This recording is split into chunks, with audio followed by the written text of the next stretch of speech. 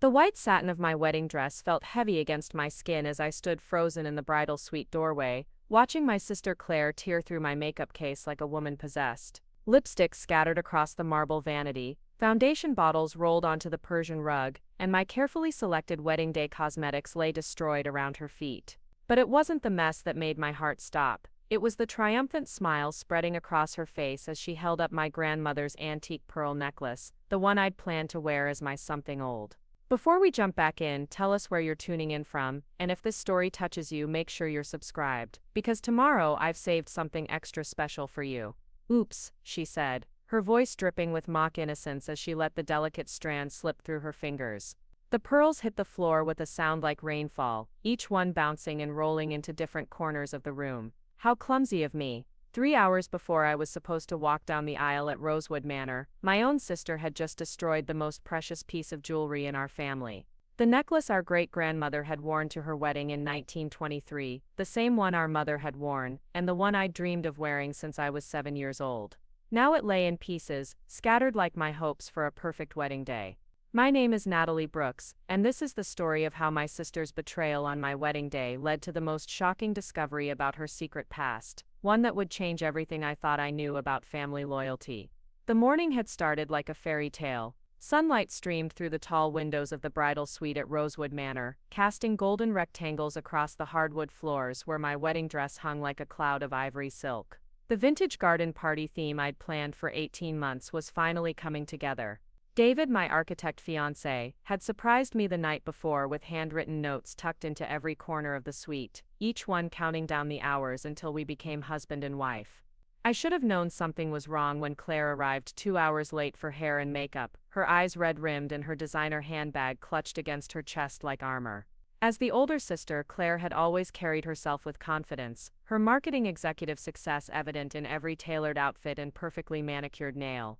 But that morning, something wild and desperate lurked beneath her composed exterior. Traffic was terrible, she muttered when our mother Linda asked about her tardiness. You know how Portland gets on Saturday mornings.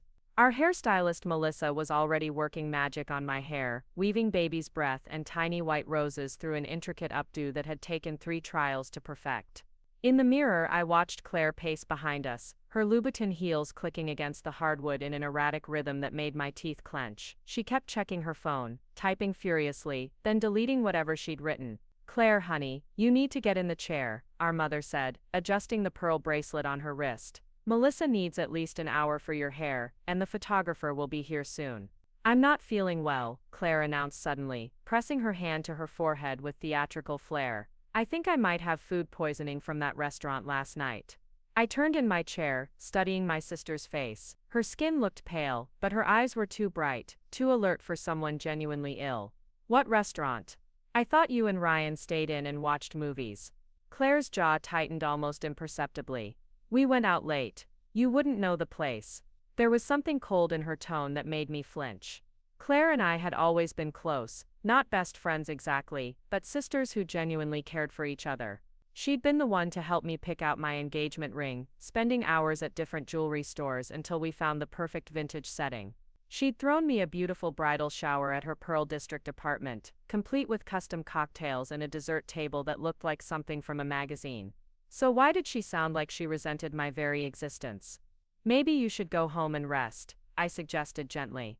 Stephanie can step in as maid of honor if you're really not feeling up to it. The suggestion hit Claire like a physical blow. Her face flushed red, and for a moment I thought she might actually be sick. I'm not missing your wedding, Natalie. I'll be fine. But she wasn't fine. As the morning progressed, Claire's behavior became increasingly erratic. When Melissa started working on her hair, Claire snapped at her for pulling too tight, even though the stylist was being incredibly gentle. When our mother brought coffee from the manor's kitchen, Claire complained it was too weak, then too strong, then the wrong temperature entirely. She criticized the flowers, called the photographer's suggestions stupid, and made disparaging comments about David's groomsmen that left everyone in uncomfortable silence. The worst part was watching our parents tiptoe around her mood. Dad, normally a man who commanded respect in any room, kept offering to get Claire anything she needed: water, aspirin, fresh air. Mom fussed over her like she was the bride instead of me, asking repeatedly if Claire wanted to lie down or needed anything for her stomach. She's probably just stressed about her own engagement. Mom whispered to me while Claire was in the bathroom. Planning a wedding is overwhelming, even when you're just watching someone else do it. I nodded, though something about that explanation felt wrong. Claire had always thrived under pressure. She'd built her marketing career on managing impossible deadlines and demanding clients. A family wedding shouldn't have rattled her this badly. The first real sign of sabotage came during our photo session in the Manor's rose garden. The photographer, a kind woman named Patricia, whom I'd hired based on her stunning portfolio, was trying to capture some candid shots of the bridal party. Claire kept stepping out of frame at the last second, claiming she needed to check her makeup or adjust her dress. When Patricia finally asked her to stay still for just one shot, Claire's response was cutting. "Maybe if you were better at your job, you wouldn't need so many takes," she snapped, her voice carrying across the garden where early guests were beginning to arrive. Patricia's face went pale. I felt my cheeks burn with embarrassment as I watched this kind professional absorb my sister's cruelty. "Claire, that was completely uncalled for," I said, my voice sharp enough to cut glass. "Oh, don't be so sensitive." Claire waved her hand dismissively. "I'm just saying what everyone's thinking. These photos look amateur." They didn't look amateur. They were beautiful, capturing the soft morning light filtering through the rose bushes, and the genuine joy on everyone's faces, everyone except Claire, who managed to look miserable in every single shot. The second incident happened during the ceremony rehearsal. David's groomsmen had arrived, and we were walking through the processional order with the officiant, Reverend Martinez, a family friend who'd known David since childhood. Everything was going smoothly until we reached the part where Claire was supposed to hand me David's ring. "I don't have it," she announced in the middle of the rehearsal, her voice carrying across the assembled guests who'd stayed to watch. My stomach dropped. "What do you mean you don't have it?" "I mean I don't have David's wedding ring." "I thought you were keeping both rings." I stared at her, my mind racing. We'd discussed this multiple times. Claire was supposed to hold David's ring during the ceremony, while David's best mate, Marcus, would hold mine. It was a simple arrangement we'd confirmed just the day before. "Claire, we talked about this yesterday. You have the ring box in your purse." "No, I don't." She opened her clutch and made a show of looking through it, though I noticed she was careful not to let anyone else see inside. "It's not here." Panic started creeping up my throat. David's ring was a custom piece, designed to match my grandmother's engagement ring that I wore. It had taken 3 months to make. Gank and cost more than my car payment. "If we'd lost it the day of the wedding, check your apartment," Mom suggested, ever the problem solver. "Maybe you left it there by mistake." "I guess I could drive back," Claire said with an elaborate sigh, like she was doing us all an enormous favor. "Though it'll take at least an hour in traffic." David stepped forward, his hand finding mine. "Hey, it's okay, we'll figure it out. Marcus can run to the jewelry store if we need to." "Found it." Claire's voice was bright with fake surprise as she pulled a small velvet box from a different pocket of her purse. Silly me, I put it in the wrong compartment. Relief flooded through me, but it was tinged with something darker. The way Claire had found the ring felt performative. Like she'd hidden it on purpose just to create drama. But that was crazy, right? Why would my own sister want to sabotage my wedding day? The third incident was the breaking point. We'd returned to the bridal suite to touch up makeup and gather our bouquets for the ceremony, when Claire announced she needed to use the bathroom. She was gone for nearly 20 minutes, and when she came back her eyes were red and her hands were shaking.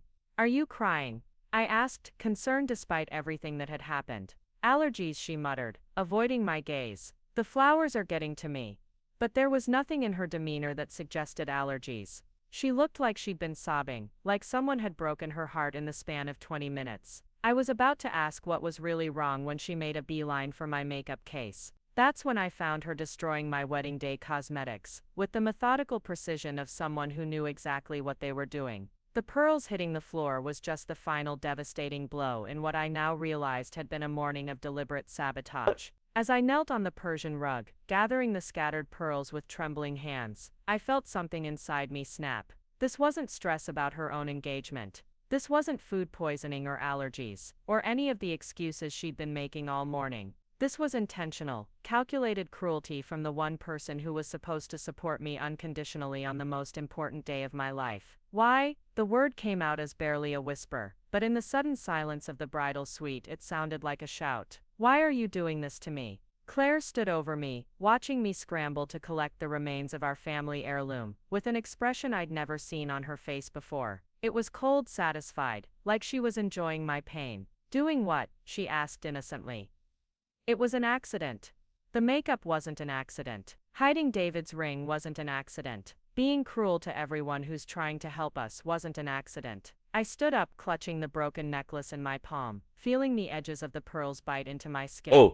You've been sabotaging my wedding day from the moment you walked in here. For just a second, Claire's mask slipped. I saw something raw and desperate flash across her face, something that looked almost like grief. But then the coldness returned, and she shrugged. Maybe if you weren't so obsessed with having everything perfect, you'd notice that other people have problems too. What problems? I demanded. What could possibly be so wrong in your life that you'd want to ruin mine? Nothing you'd understand, she said, turning away from me. You've always been the golden child, haven't you, Natalie? Perfect grades, perfect job, perfect fiancé, perfect wedding. Some of us aren't so lucky. The accusation hit me like a slap. Golden child. Claire was the successful marketing executive with the corner office and the six-figure salary. Preparing and narrating this story took us a lot of time, so if you are enjoying it, subscribe to our channel. It means a lot to us. Now back to the story. She was the one who'd bought a condo in the most expensive part of Portland, the one who took European vacations and drove a BMW. She was engaged to Ryan Martinez, a financial advisor who worshipped the ground she walked on and had proposed with a ring that cost more than my entire wedding budget. Lucky? I repeated, incredulous. Claire, you have everything. Your career, your apartment. Ryan, she said his name like it left a bitter taste in her mouth. Right, perfect Ryan. There was something in her tone that made my skin crawl, but before I could ask what she meant, our mother appeared in the doorway. Girls, what's all the shouting about? Guests can hear you downstairs. I looked at my mother, this woman who'd raised us to be kind and supportive of each other, and felt tears burn behind my eyes. Mom, Claire destroyed grandmother's necklace. Linda's face went pale as she took in the scene, the scattered makeup, the broken pearls in my palm, the tension crackling between her daughters like electricity before a storm. Claire, she said softly, what happened here? It was an accident, Claire repeated, but even she seemed to know how hollow the words sounded. The pearls, maybe, I said. My voice shaking with anger and hurt. But not everything else. She's been sabotaging my wedding day since she got here. That's ridiculous, Claire snapped. You're being dramatic. Am I? Then explain why you hid David's ring. During rehearsal. Explain why you've been horrible to everyone trying to help us. Explain why you've done nothing but complain and criticize since the moment you walked in. Claire's mouth opened and closed like a fish gasping for air. She looked trapped, cornered, and for a moment I thought she might finally tell me the truth about what was eating away at her. Instead, she grabbed her purse and headed for the door. I need some. Claire, wait. Mom started, but Claire was already gone, leaving behind only the echo of her heels on the hardwood and the lingering scent of her expensive perfume. I sank into the chair in front of the vanity, staring at my reflection. My hair was still perfect, my makeup flawless despite the tears threatening to spill over. In 3 hours I was supposed to walk down the aisle to marry the love of my life, surrounded by family and friends, who'd come to celebrate our happiness. Instead, I felt like I was drowning in my sister's inexplicable hatred. Mom knelt beside me, her hands gentle as she took the broken necklace from my palm. We'll fix this, sweetheart. I know a jeweler who does repairs. It's not about the necklace, I whispered, though that wasn't entirely true. The necklace meant everything to me, but what hurt more was the realization that my sister, the woman who'd helped me pick out my wedding dress and plan my bachelorette party, had deliberately tried to destroy the most important day of my life. Then what is it about? I looked at my mother's reflection in the mirror, seeing my own confusion and hurt reflected in her eyes. I don't know. But something is very, very wrong with Claire. Outside the bridal suite, I could hear the sounds of my wedding day continuing without us. Guests arriving, musicians tuning their instruments, caterers setting up for the reception. Life moving forward, while I sat frozen in this moment of betrayal, trying to understand how the sister I'd loved and trusted my entire life had become someone I didn't recognize at all. What I didn't know was that in just a few hours, everything would become crystal clear. The truth about Claire's behavior, about her desperate attempts to sabotage my happiness, about the secret she'd been hiding that threatened to destroy not just my wedding day, but her entire carefully constructed life. The truth that her own fiancé was about to discover, and the revelation that would change everything I thought I knew about my sister forever. The words hit me like a physical blow, so unexpected and devastating, that for a moment I couldn't process what she'd said. The hallway seemed to tilt around me, and I had to grip the door frame to keep from falling. Sleeping with who? Dad's voice was barely controlled, but I already knew the answer. David. Claire's voice broke on his name. I've been having an affair with David for the past 6 months. The silence that followed was deafening. I stared at my sister, this woman who'd shared a room with me growing up, who'd helped me pick out my wedding dress, who'd thrown me a bridal shower just 2 weeks ago, the woman who'd been sleeping with my husband while planning our wedding. You're lying. The words came out automatically, a desperate attempt to reject information that would destroy everything I thought I knew about my life. You're lying, because you're upset about something else, and you want to hurt me. Claire's face crumpled. I wish I was lying. God, Natalie, I wish I was lying. Ryan, who'd been standing frozen in the doorway, finally found his voice. 6 months. His face was white with shock. Claire, you told me it was a one-time thing. You said it happened once when you were drunk, and that you regretted it immediately.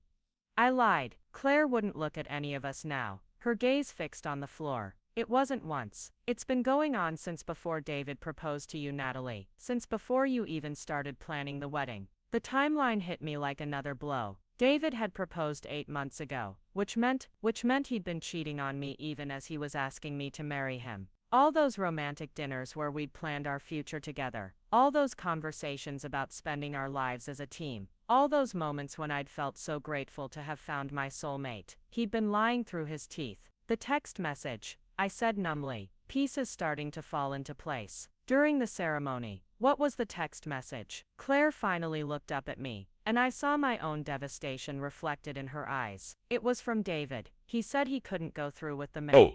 That he was going to tell you about us after the honeymoon. After the honeymoon. I repeated the words, but they felt foreign in my mouth. He was going to let me go on my honeymoon with him, knowing he'd been cheating on me with my sister for months. Natalie, Ryan started, but I held up my hand. Don't, just don't. I turned back to Claire. Is that why you were sabotaging the wedding? Because you couldn't stand watching me marry him when you knew what he'd been doing? Yes. The admission came out like a sob. I kept thinking if I could just ruin it somehow, if I could make you postpone or call it off, then maybe David would have time to figure out what he really wanted. Maybe he'd choose me. Instead of going through with marrying you just because it was expected. The calculated nature of her sabotage made everything worse. She hadn't been acting out of guilt or remorse. She'd been actively trying to destroy my wedding day, in hopes of stealing my fiancé.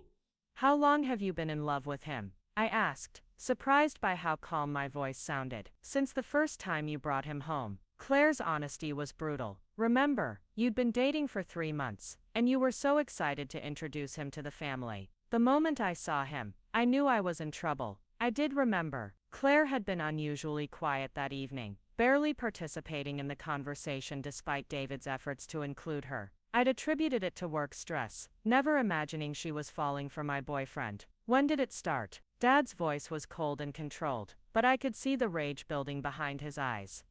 Last Christmas. Claire looked like she wanted to disappear into the floor. The family party. David and Natalie had that fight about spending Christmas Eve with his family instead of ours, remember? Natalie went to bed early because she was upset, and David stayed downstairs to help clean up. I remembered that fight. It had been our first major disagreement as a couple, and I'd been hurt that he didn't seem to understand how important family traditions were to me. I'd gone to bed angry, leaving him to deal with the aftermath. We were alone in the kitchen. Claire continued, her voice barely audible. He was washing dishes, and I was putting away leftovers, and we started talking about the fight. He said he felt terrible about upsetting. Claire didn't return to the bridal suite for over an hour. When she finally reappeared, her face was flushed, and her hair slightly disheveled, as if she'd been running her hands through it repeatedly. She avoided eye contact with everyone, mumbling something about needing fresh air before disappearing into the bathroom with her makeup bag.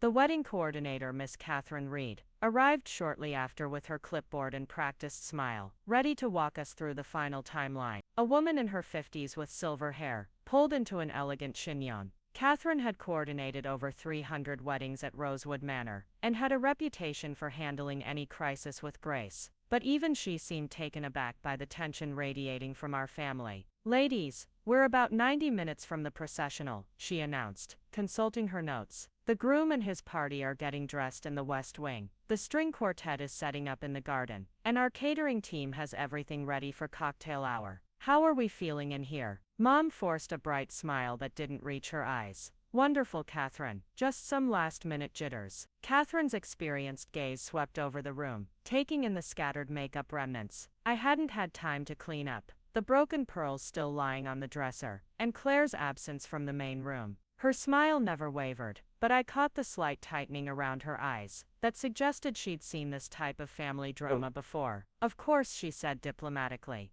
"Pre-wedding nerves are completely normal. Is there anything I can help with?" Before I could answer, Claire emerged from the bathroom looking perfectly put together once again.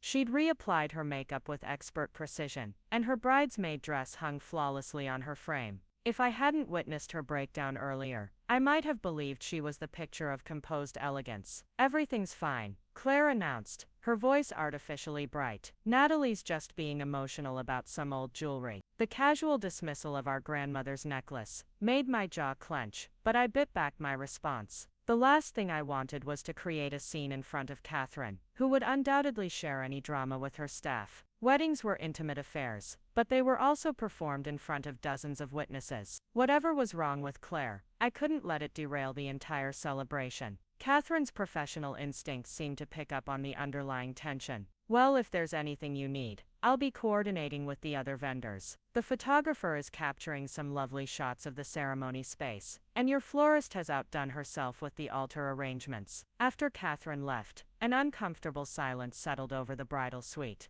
Mom busied herself with steaming my dress, though it didn't need any touch-ups. Stephanie, my maid of honor, scrolled through her phone, while casting worried glances between Claire and me. The hairstylist worked quietly on final touch-ups, clearly uncomfortable with the family dynamic she'd witnessed.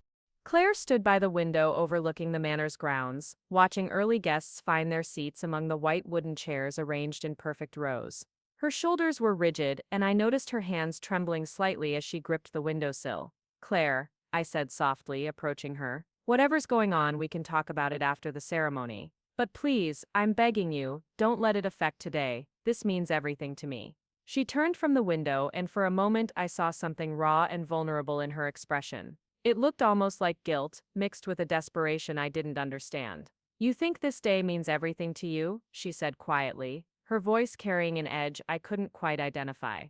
"But you have no idea what real loss feels like." "What are you talking about?" "Nothing." She shook her head, the vulnerable moment disappearing behind her familiar mask of composed indifference. Forget I said anything, but I couldn't forget it. The way she'd said real loss suggested she was carrying some kind of grief or pain that I was completely unaware of. We'd always shared everything growing up.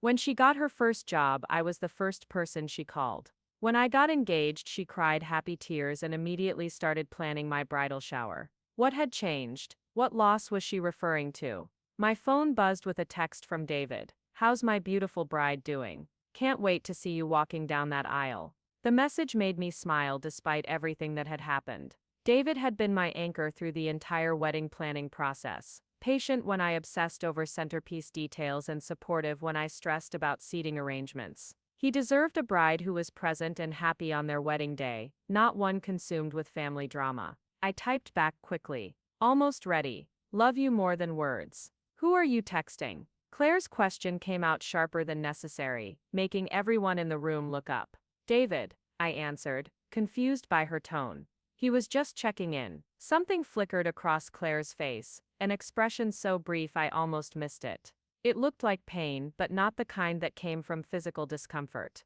This was deeper, more personal, like someone had pressed on an old wound. "How sweet," she said, but the words sounded forced. Perfect David, checking on his perfect bride. There was that word again. Perfect. She'd used it earlier when accusing me of being the golden child, and now she was applying it to David too. But there was something bitter in the way she said it, like the concept of perfection itself offended her. "David's not perfect," I said carefully. Nobody is. Isn't he though? Claire's voice was getting louder, drawing concerned looks from everyone in the room. Successful architect comes from a good family, never puts a foot wrong. The kind of man any woman would be lucky to marry. The emphasis on any woman sent a chill down my spine. There was something possessive in her tone, something that made me deeply uncomfortable.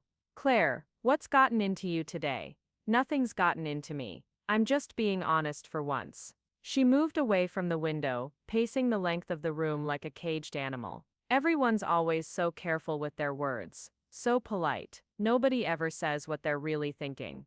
And what are you really thinking? She stopped pacing and looked directly at me.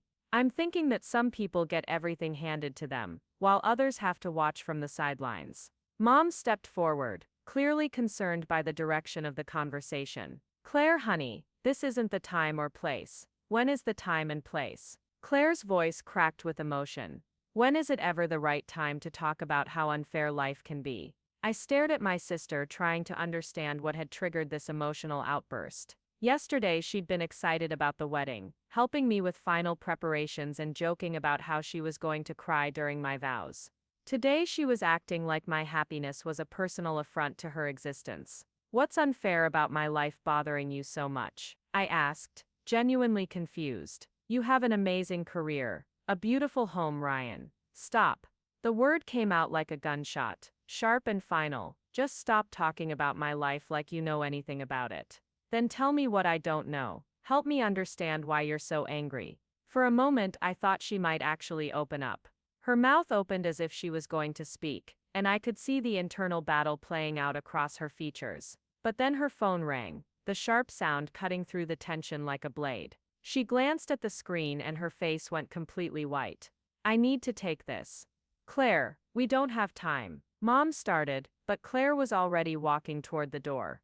It's important, she said, without looking back. And then she was gone again, leaving us in stunned silence. Stephanie was the first to speak. Natalie, I've known you both for years, and I've never seen Claire act like this. Something is seriously wrong. I nodded, my mind racing through possibilities. Had something happened at work? Was she having problems with Ryan that she hadn't told us about? The sister I knew might have been competitive, but she'd never been cruel. The woman who'd spent the morning sabotaging my wedding felt like a stranger wearing Claire's face.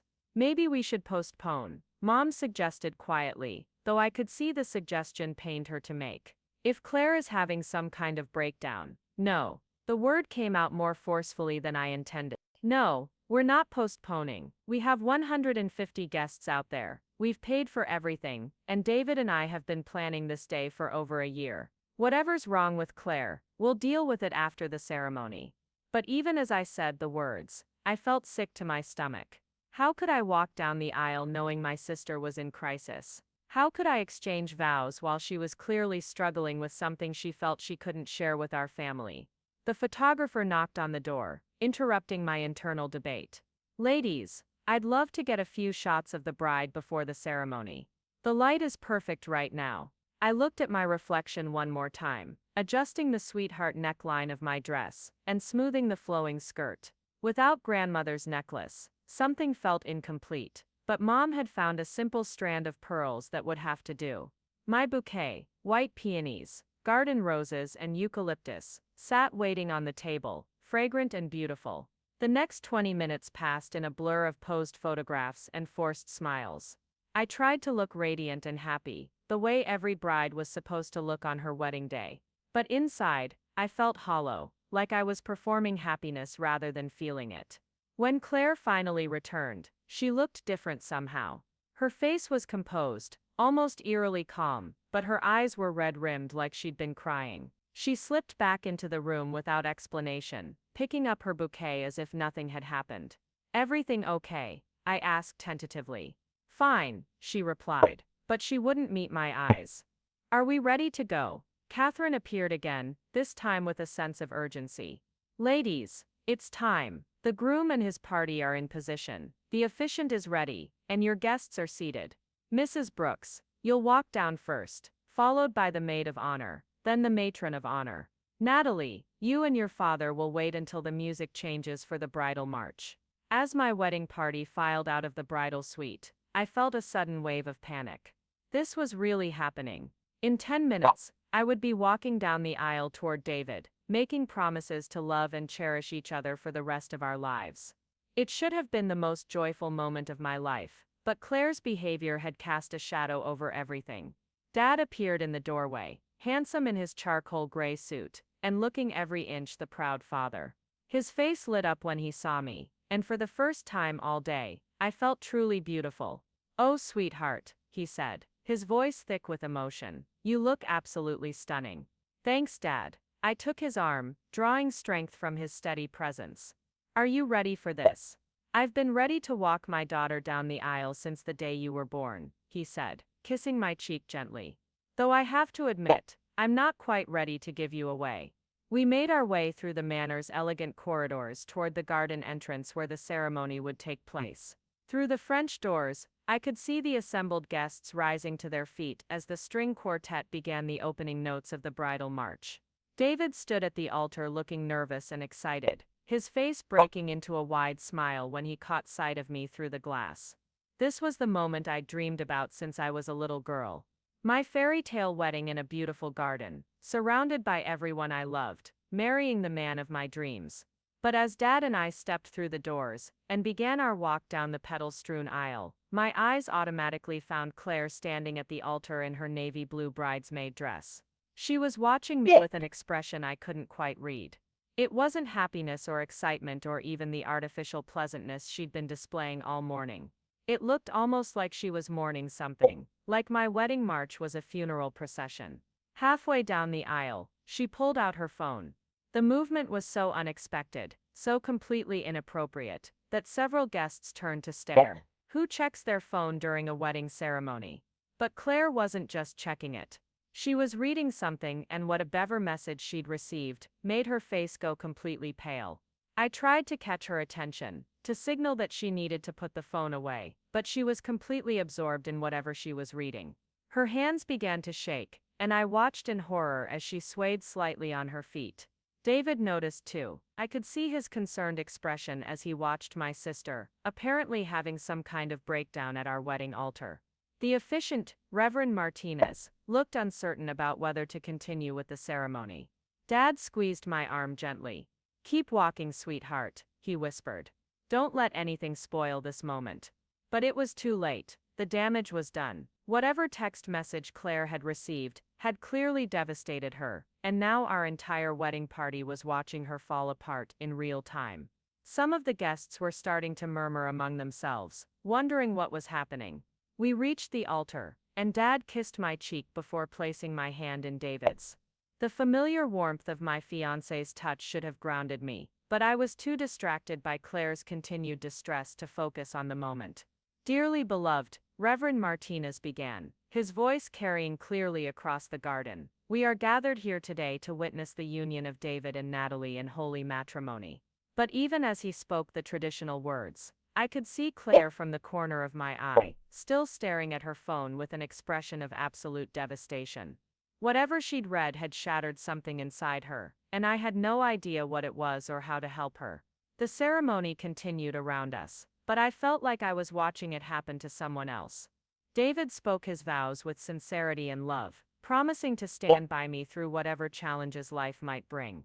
When it was my turn, I managed to get through the words I'd practiced dozens of times, but my heart wasn't fully in them.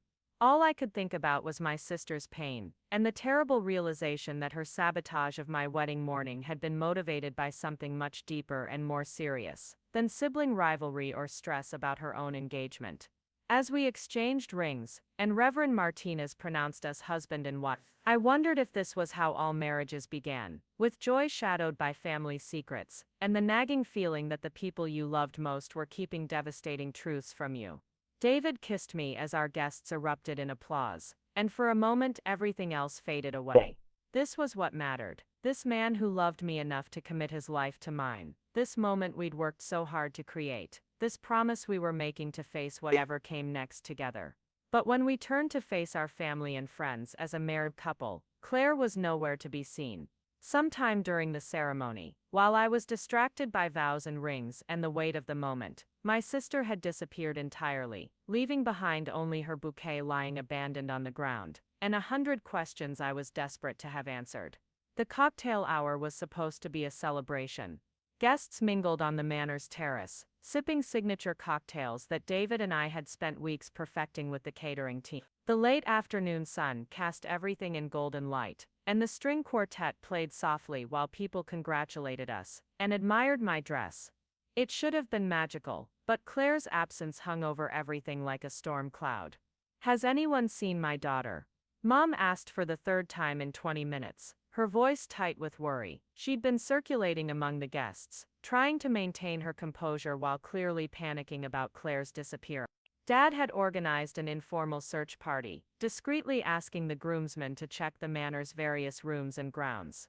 So far, they'd found no trace of her. Her car was still in the parking lot, her purse was still in the bridal suite, but Claire herself had vanished without explanation.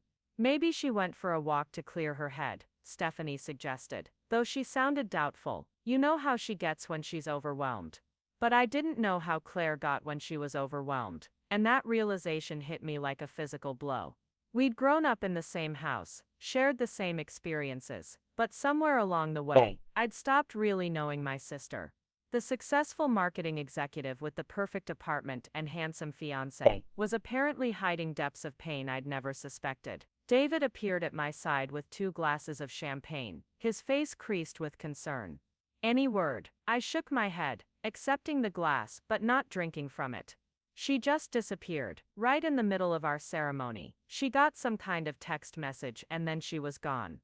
What kind of text message could be that devastating? It was a good question, and one I'd been asking myself for the past hour. What news could be so terrible that it would make someone abandon their sister's wedding without a word? Had something happened to Ryan? Was there a family emergency I didn't know about? Or was this connected to whatever had been eating away at Claire all morning? The wedding coordinator approached us with her practiced smile intact, but I could see the strain around her eyes. "Mr. and Mrs. Thompson, I hate to interrupt, but we need to discuss the reception timeline. The catering team is ready to begin seating for dinner, but they're asking about the wedding party introductions." David and I exchanged glances. Traditionally, the wedding party would be introduced before the bride and groom made their grand entrance into the reception. But with Claire missing, we were short one crucial member. "Can we delay it a bit longer?" I asked hopefully. "Maybe she'll come back." Catherine's expression was sympathetic but firm. "We can push dinner back by 30 minutes at most. After that, the kitchen schedule becomes problematic, and you risk having unhappy guests." The practical realities of wedding coordination felt surreal against the backdrop of family crisis. Here we were, making decisions about catering timelines, while my sister was missing and potentially in serious distress. But 150 people had come to celebrate with us, and they deserved the beautiful evening we'd promised them. "Let's give her 20 more minutes," David decided, squeezing my hand. "If she's not back by then, we'll proceed without her." Catherine nodded and disappeared to coordinate with her team. I watched her go, envying her ability to focus on logistics, when everything in my personal world felt like it was falling apart. "Natalie, honey," Mom appeared beside us, her face pale and drawn. "I think we need to call the police." The police? The suggestion seemed extreme, but looking at my mother's expression, I realized how serious she thought this situation was. "Mom, she's been gone for less than 2 hours. This isn't like Claire. She would never just leave without saying something, especially not on your wedding day. Something must have happened to her." Dad joined our small circle, his search party clearly unsuccessful. "I've checked everywhere. The manor's library, the garden paths, even the parking area. She's definitely not on the grounds." "What about calling Ryan?" I suggested. "Maybe she went to him." The idea seemed to give Mom hope. Of course, why didn't I think of that? She's probably just having pre-wedding jitters about her own engagement, and needed to talk to her fiancé. But when Dad called Ryan's number, it went straight to voicemail. The second call did the same thing. By the third attempt, we were all staring at the phone with growing unease. "That's strange," Dad muttered. "Ryan always answers his phone." A terrible thought occurred to me.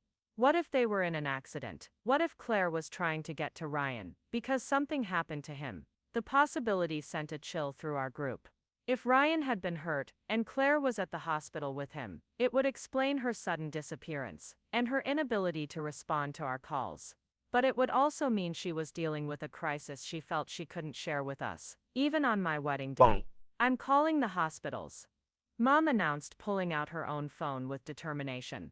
While she made her calls, I found myself scanning the faces of our wedding guests, looking for any sign that someone knew something we didn't. The celebration continued around us, but I felt completely disconnected from it. How could people be laughing and drinking champagne when my sister was missing? Mrs. Thompson, one of the catering staff, approached hesitantly. I'm sorry to bother you, but the kitchen is asking about serving dinner. The title still felt strange. Mrs. Thompson. I'd been Natalie Brooks for 28 years, and now I was officially part of David's family. Under normal circumstances, hearing my new name would have filled me with joy. Instead, it felt like another reminder of how wrong everything had gone. 10 more minutes, I told her, though I had no idea what would change in 10 minutes. David wrapped his arm around my waist, and I leaned into his solid warmth. We'll find her, he said quietly.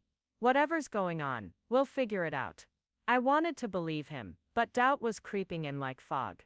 The Claire who'd spent the morning sabotaging my wedding was clearly capable of behavior I'd never expected from her. What if she didn't want to be found? What if her disappearance was just the final act of whatever destructive impulse had been driving her all day? No luck with the hospitals, Mom reported, rejoining our group. None of them have any record of Claire or Ryan being admitted today. That's good news, right? Stephanie offered weakly. At least we know they're not hurt. But if they weren't hurt, then where were they? And why was Ryan's phone going straight to voicemail just like Claire's? The answer came from an unexpected source. Marcus, David's best man, appeared at our side, looking uncomfortable and slightly out of breath. David, I need to talk to you, he said, glancing around our group. Privately, something in his tone made my stomach drop. What is it, Marcus? He hesitated, clearly debating how much to say in front of everyone. I think I might know where Claire went. Where? The question came from all of us simultaneously. Marcus shifted uncomfortably. Look, I wasn't sure if I should say anything, but given the circumstances, I saw her leaving with someone. About an hour ago, right after the ceremony ended. Someone, Dad's voice was sharp. Who? A guy, tall, dark hair, expensive suit. They looked intense, like they were having a serious conversation. I felt the blood drain from my face. That sounds like Ryan. Yeah, that's what I thought too, but the weird thing is, they both seemed really upset. Like angry upset, not just emotional. The image of Claire and Ryan having an argument in the middle of my wedding reception made my chest tight with anxiety. What could they possibly be fighting about that couldn't wait until after the ceremony? Did you hear what they were saying? Mom asked urgently. Marcus shook his head. I was too far away, but whatever it was, it looked serious. They got in his car and drove off together. Relief and confusion warred in my chest. At least Claire wasn't alone, and she wasn't in immediate danger. But if she was with Ryan, why weren't either of them answering their phones? And what kind of argument would cause them to abandon my wedding reception without a word to anyone? We should go to her apartment, I decided suddenly. If they're fighting about something, that's probably where they went. Natalie, you can't leave your own wedding reception, Mom protested. Yes, I can. These people came here to celebrate with us, but Claire is family. If she's in trouble, that's more important than dinner service. David nodded immediately. I'll get the car. No, I caught his arm. You stay here. This is your wedding day too, and one of us should be present for our guests. I'll go with Dad. I'm not letting you handle this alone. I won't be alone. Dad will be with me. I looked at my father, seeing my own determination reflected in his eyes. Besides, if Claire is having relationship problems, she might open up to family more easily than she would with you there. David clearly didn't like the idea, but he understood the logic.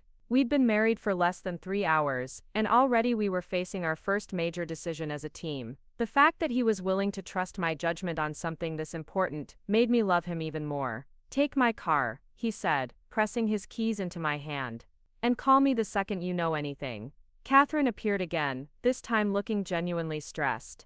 I'm sorry to interrupt, but I really need to know about dinner service. Serve dinner, I decided. Tell the guests that Claire had a family emergency, but that we want everyone to enjoy the celebration. David will handle the toasts. What should I say about the wedding party introductions? Skip them. Just introduce David and me when we get back. If we get back, I thought but didn't say aloud. 20 minutes later, Dad and I were driving through Portland's downtown streets toward Claire's apartment in the Pearl District.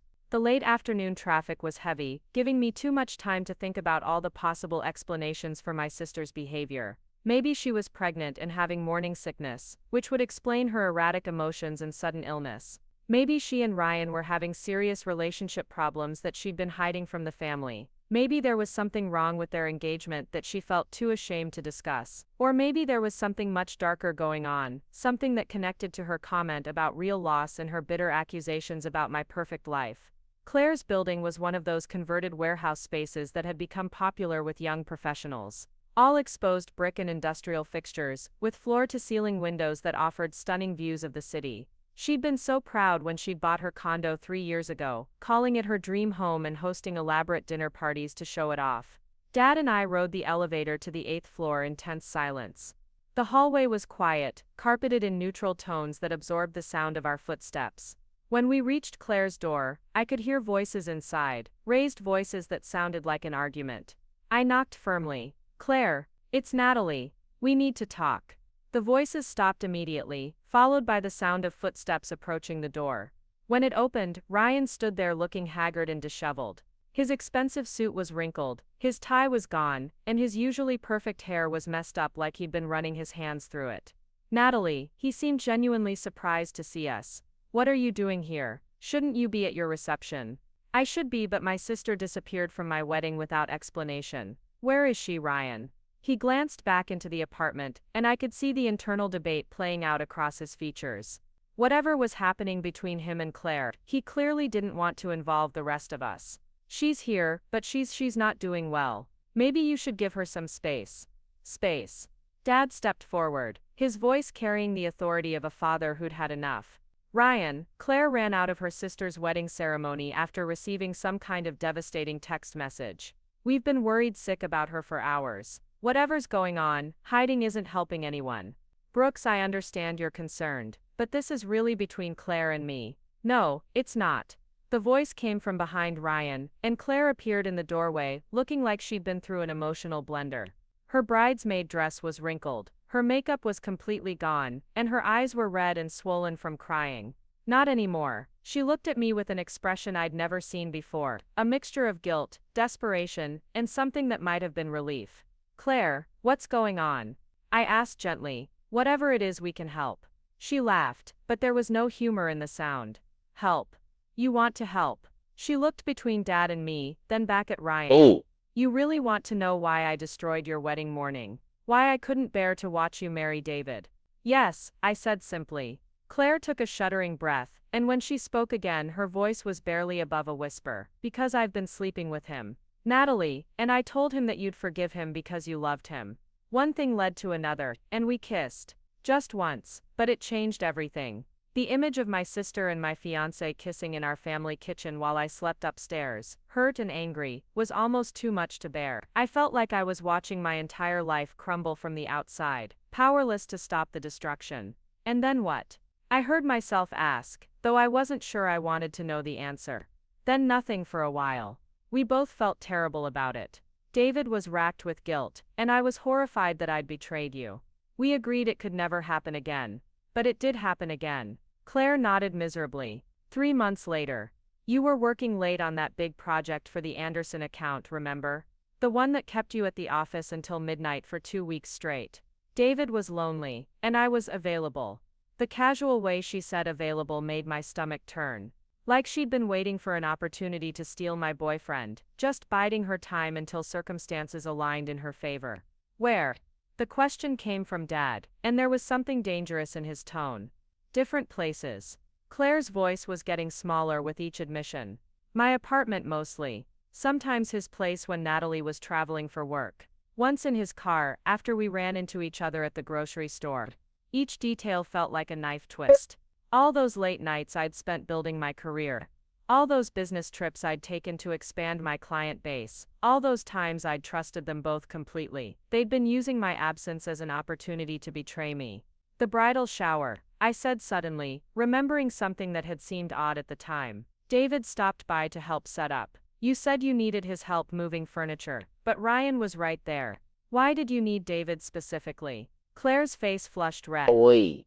We had planned to end things that day, to say goodbye before your wedding.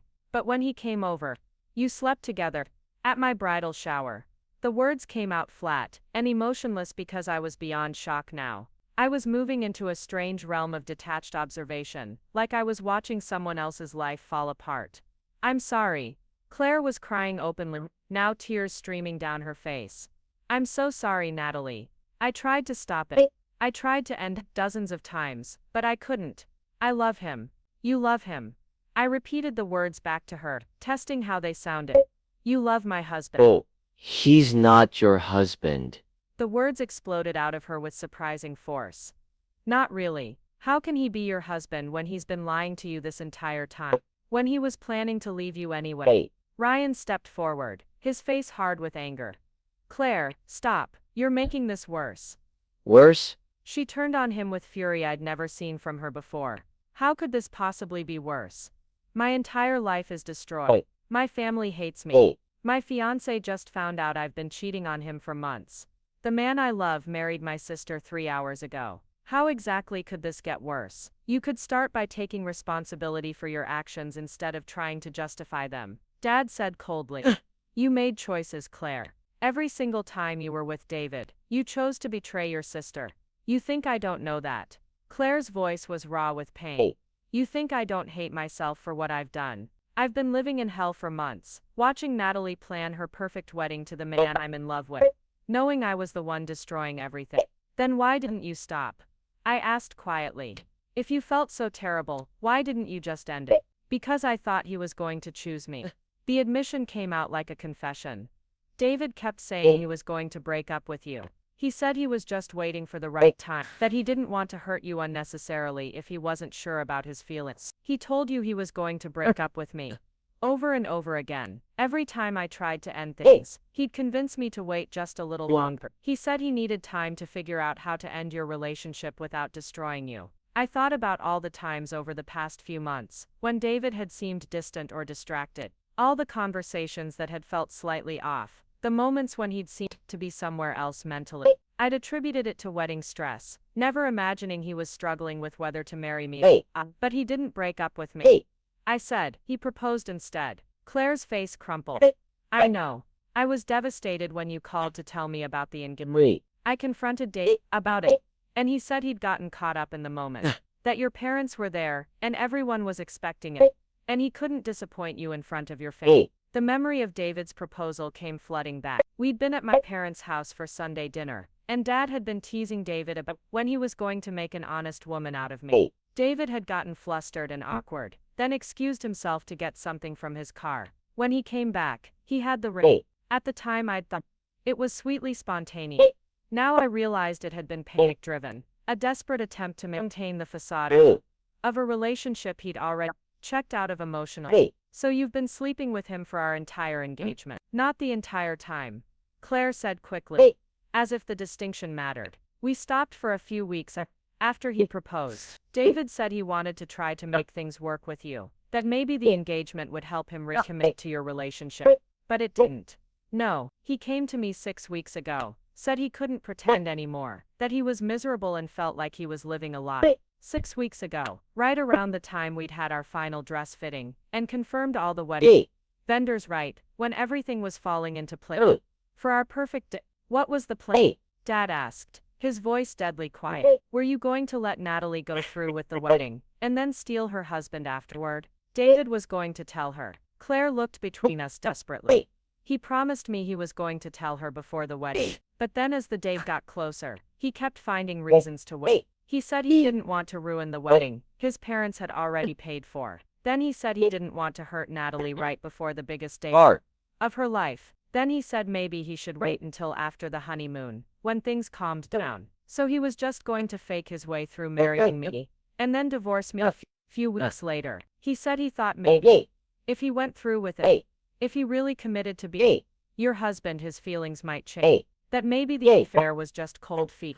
And once you were married, he'd remember why he fell in love with you in the first place. The clinical way she described David's thought process made me feel so like I was a problem to be solved rather than a person whose heart was being shattered into pieces. But you didn't want him to go through with it.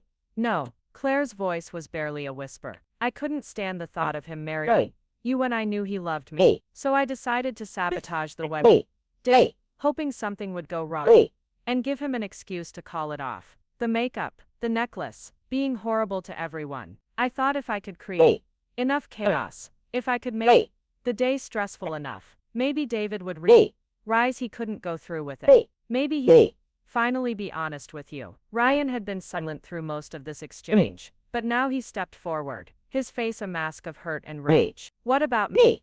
Claire, what about our engagement? What about the life we were supposed to build together? Claire looked at him with something that might have been pity. Ryan, you're a good man. You deserve someone who loves you completely.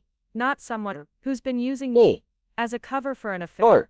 Her sister's fiancé.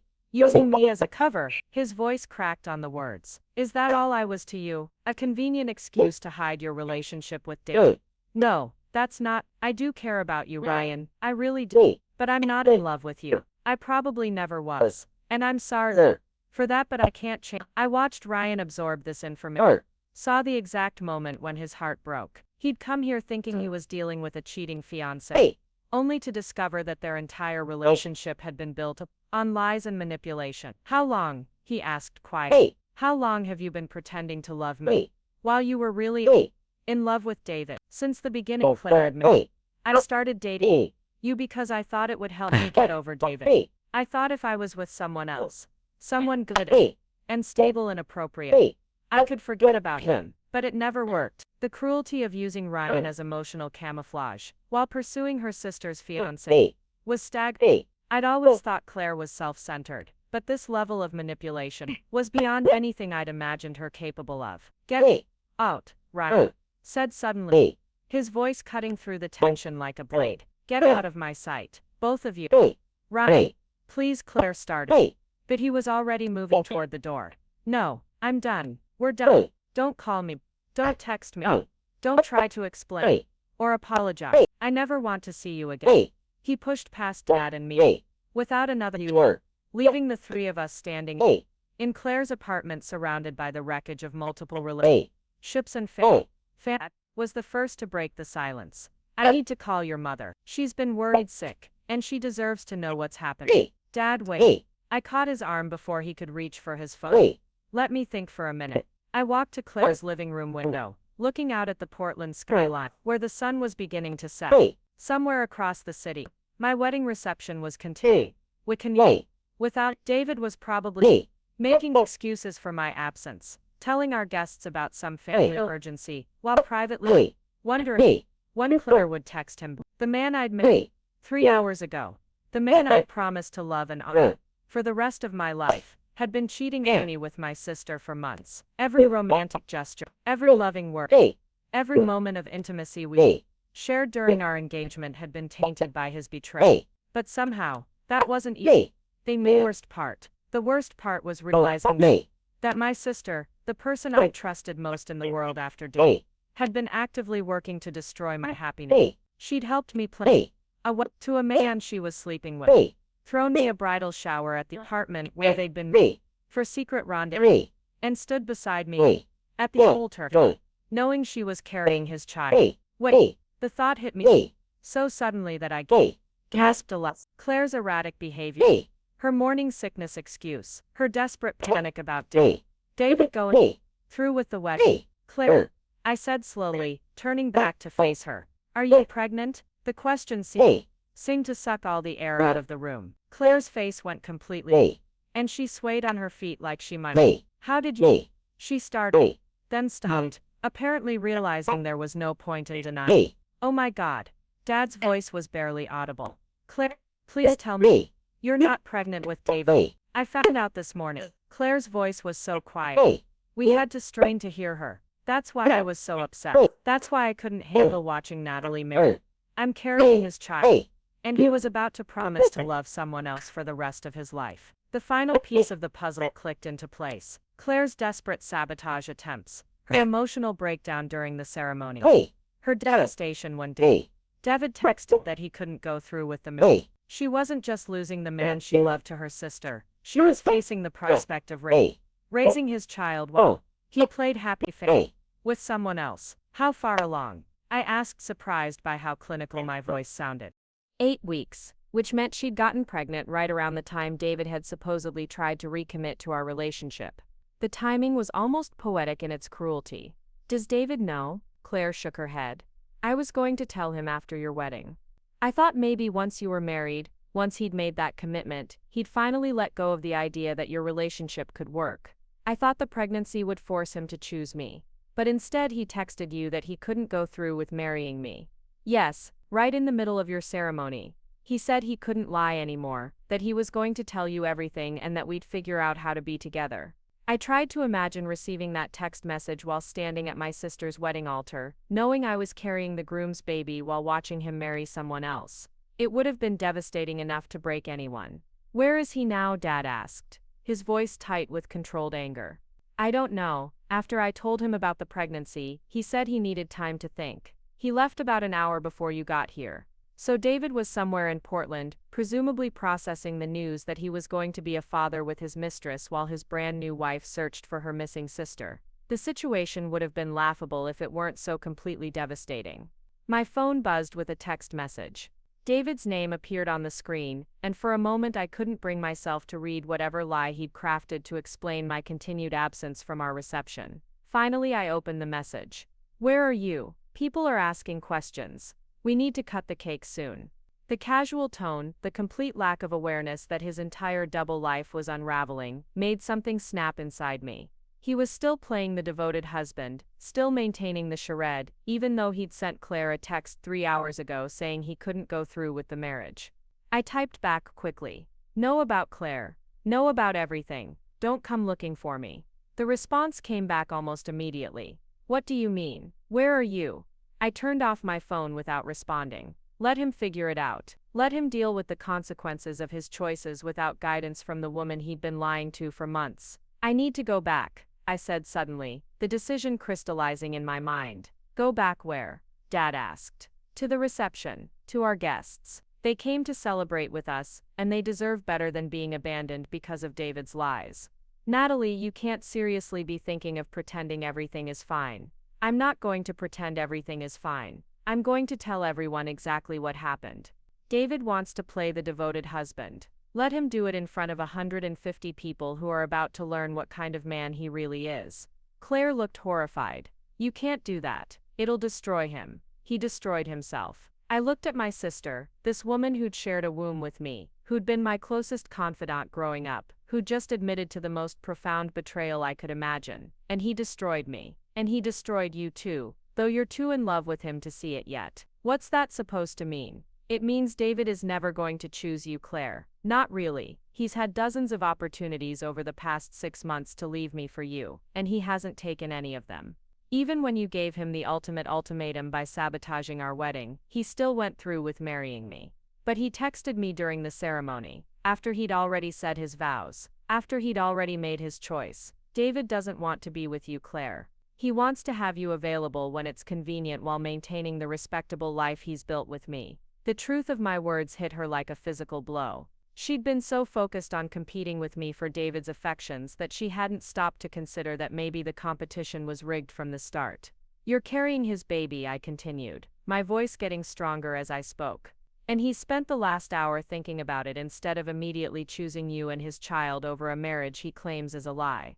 What does that tell you about where his priorities really are? Claire crumpled onto her couch, the fight going out of her as she realized I was right. David had proven over and over again that when forced to choose between his comfortable lie and his inconvenient truth, he'd pick the lie every time. I ruined everything, she whispered. My relationship with you, my engagement to Ryan, my reputation with the family. And for what? For a man who's never going to leave his wife for his mistress. It was the first time she'd shown genuine remorse for anything other than getting caught.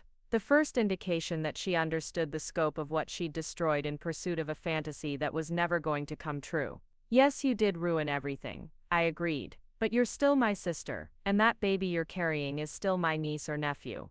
We'll figure out how to deal with this as a family, but first I need to go face my husband. Dad had been quiet through this exchange, but now he stepped forward.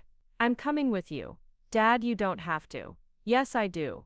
David made a fool of our entire family today. He looked me in the eye and promised to love and protect my daughter while he was planning to leave her for her sister. That's not something I can let slide. I thought about David facing my father's wrath in front of all our wedding guests and felt a surge of satisfaction. Dad might be in his 60s, but he was still an imposing man when he was angry. David was about to learn exactly what happened when you crossed the Brooks family. What about me? Claire asked quietly. What am I supposed to do? I looked at my sister, sitting surrounded by the debris of her choices, carrying a baby whose father had just abandoned her for the second time in one day. Despite everything she'd done, despite the magnitude of her betrayal, I couldn't bring myself to hate her completely. You're going to call Mom and tell her you're safe, I said. Then you're going to figure out how to rebuild your life as a single mother. And someday, when I'm ready, we'll talk about whether there's any way to repair what you broke between us. Do you think there is? Any way to repair it, I mean. I considered the question seriously. Could I ever trust Claire again? Could I ever look at her without seeing the woman who'd slept with my husband? Could I ever be in the same room as her child without being reminded of the worst day of my life? I don't know, I said honestly. But I hope so, because despite everything you've done, you're still my sister. And that has to count for something. Claire nodded, tears streaming down her face. I love you, Natalie. I know I have a terrible way of showing it, but I do love you. I love you too, I replied, and meant it despite everything.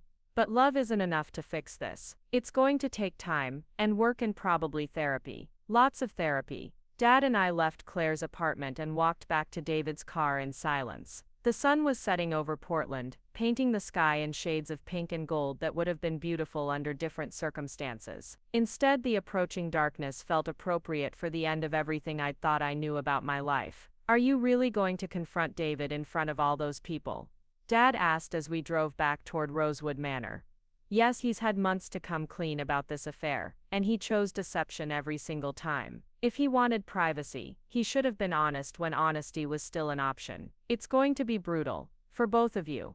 Good. Maybe brutal is what this situation deserves. As we pulled into the manor's parking lot, I could see the warm glow of lights from the reception hall and hear the faint sound of music and laughter. Our guests were inside celebrating what they believed was the beginning of David's and my happily ever after, completely unaware that the marriage had been built on lies from the very beginning. In a few minutes, I was going to walk into that room and destroy the illusion that had been carefully maintained for months. I was going to expose David's betrayal in front of his parents, his co-workers, our mutual friends, and everyone who'd come to wish us well. It should have felt satisfying. Instead, it just felt like the final act of a tragedy that no one would walk away from unscathed. The reception hall at Rosewood Manor glowed with soft amber light from hundreds of twinkling fairy lights draped across the ceiling. Round tables draped in ivory linens surrounded a polished dance floor, where a few couples swayed to the gentle rhythm of the jazz quartet I'd spent weeks auditioning.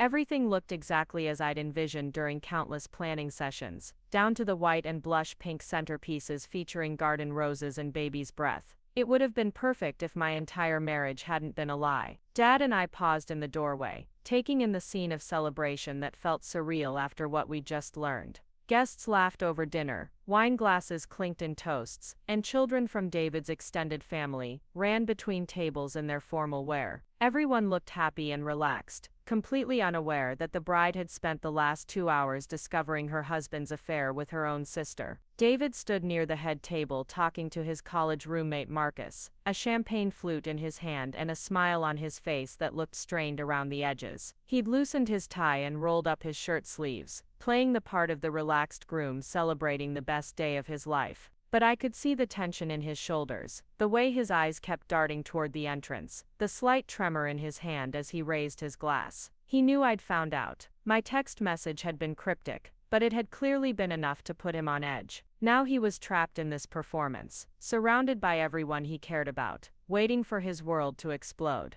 There's my beautiful daughter, Mom's voice carried across the room as she spotted us. She hurried over, her face bright with relief. Thank goodness you're back. People have been asking about you, and David's been beside himself with worry. The irony of David being worried about me would have been funny if it weren't so infuriating. He'd spent months lying to my face, and now he was concerned about my well-being because I'd discovered his deception. Is Claire with you? Mom continued, craning her neck to look behind us. Please tell me she's okay. Claire is fine, Dad said carefully. She's safe, but she won't be rejoining the reception. Why? What happened? Is she sick? I looked at my mother, this woman who'd raised both Claire and me with the same love and values, who'd been so proud to see both her daughters finding happiness and love. How do you tell someone that one of their children had systematically betrayed the other in the cruelest way possible? Mom, we need to talk, I said gently. But not here. Not now. Something in my tone must have alarmed her because her face immediately shifted from relief to concern. Natalie, what's wrong?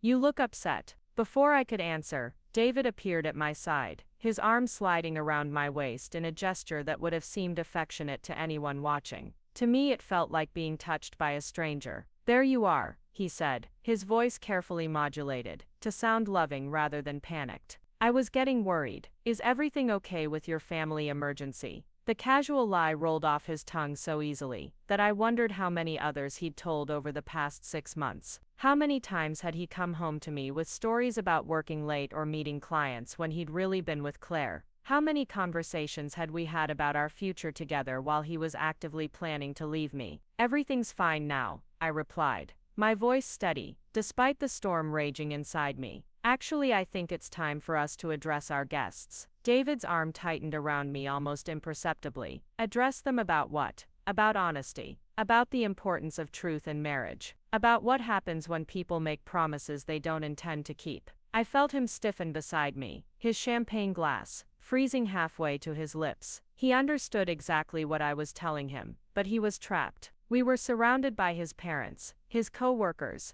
our friends, all the people he'd been lying to for months. He couldn't make a scene without drawing the exact attention he was desperate to avoid. Natalie, he said quietly, maybe we should discuss this privately first. Oh, I think we're past the time for private discussions, don't you? You've had 6 months to talk to me privately about your relationship with my sister. Since you chose not to do that, we'll handle this publicly. Mom gasped softly, her hand flying to her throat. Your relationship with Claire. David, what is she talking about? David's face had gone pale, but he was still trying to maintain his composure. There's been a misunderstanding.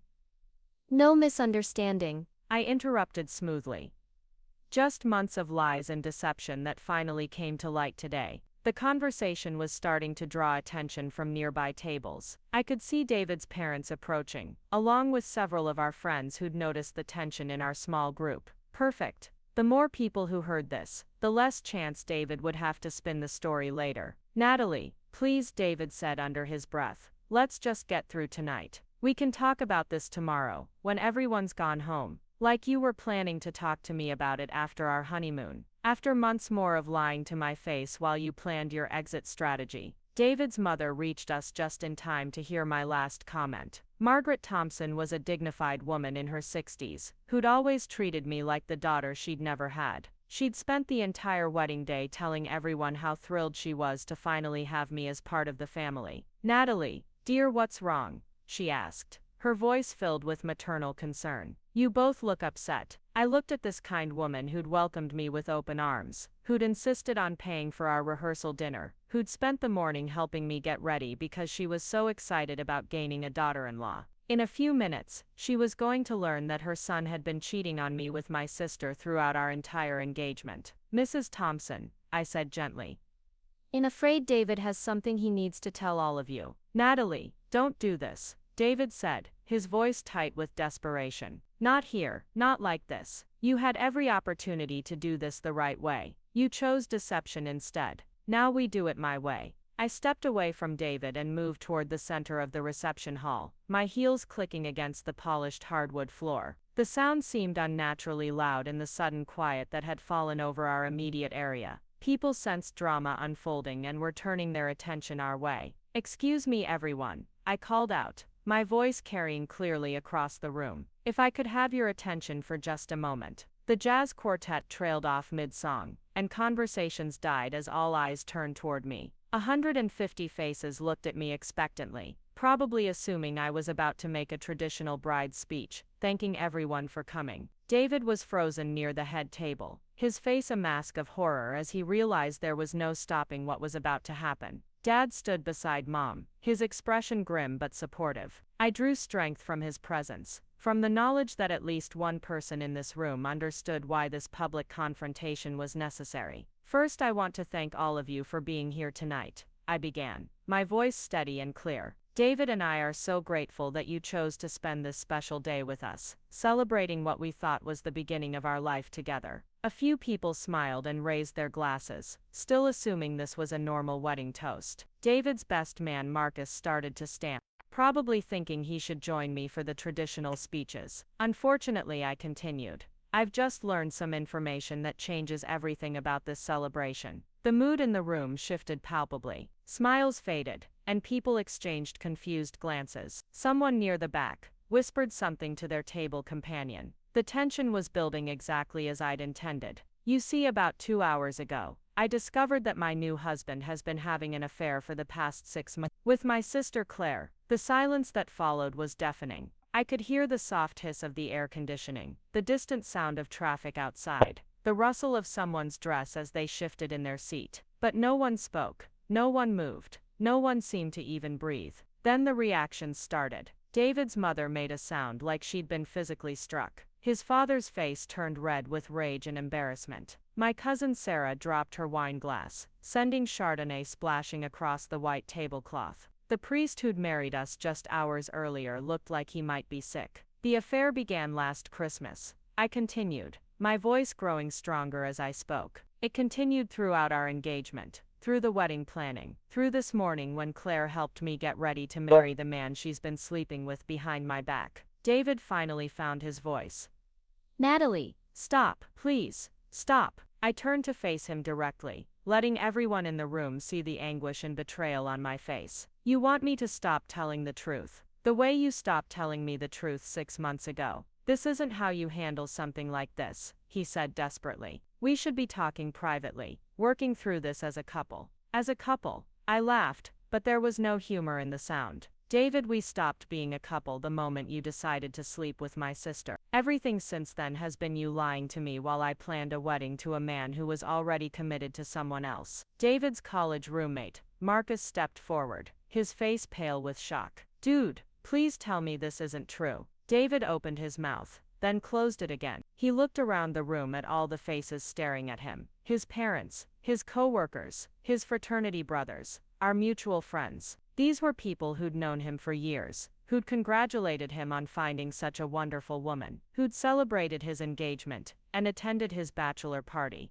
He started, then stopped again. He can't deny it, I said when it became clear David wasn't going to respond. Because it's all true. Every word. David's father, normally a reserved man who chose his words carefully, stepped forward with fury blazing in his eyes. David Michael Thompson, you look at me right now and tell me your wife is lying. The use of David's full name had the effect of making him look like a scolded child rather than a grown man. He couldn't meet his father's eyes, couldn't look at anyone in the room, really. His silence was confirmation enough. How could you do this? The voice belonged to my friend Jessica, who'd flown in from Seattle for the wedding. How could you do this to Natalie? She's been planning this day for over a year. She was so happy, so excited to marry you. And Claire, added my college roommate Beth, her voice thick with disgust. Your own sister, Natalie. How could she do this to you?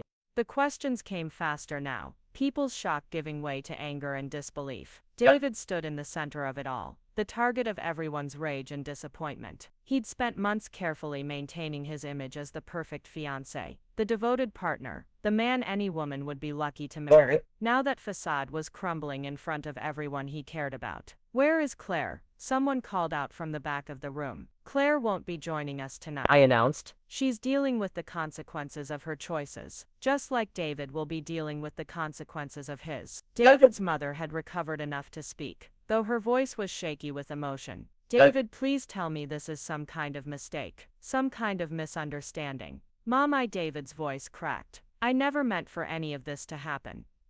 But it did happen, his father said coldly. You made it happen. You chose to betray your wife and destroy 2 families. I was confused, David said desperately, finally finding words. I loved Natalie, but I also had feelings for Claire, and I didn't know how to handle it. You handle it by being honest, Dad said, speaking for the first time since we'd entered the reception hall. You handle it by ending one relationship before starting another. You don't handle it by lying to everyone for months while you try to have both women. The accusation hit David like a physical blow. He'd been trying to frame his affair as a moment of weakness, a brief lapse in judgment, but Dad had cut right to the heart of it. This wasn't a mistake. It was a calculated attempt to have everything he wanted without facing any consequences. Did you love her? The question came from David's sister Emma, who'd driven down from Seattle with her family for the wedding. Did you love Claire more than Natalie? David looked at me for the first time since I'd started speaking, and I saw something that might have been genuine remorse in his eyes. I don't know, he said quietly. I thought I did, but now I'm not sure I know what love really means. Love means choosing someone, I said, my voice cutting through the murmur of conversations that had started around the room. Love means being honest even when it's difficult. Love means putting the other person's well-being above your own comfort. You never loved either of us, David. You loved the idea of being loved by 2 women at the same time. The assessment was harsh but accurate, and I could see from David's expression that he knew it was true. He'd been so focused on managing the situation, on keeping both relationships going for as long as possible, that he'd never stopped to consider what he actually wanted or who he was hurting in the process.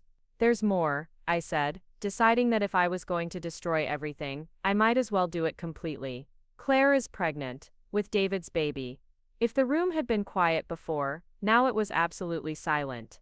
Even the background noise from the kitchen seemed to stop. The revelation that there was an innocent child involved in this mess added a layer of complexity that made everything infinitely worse.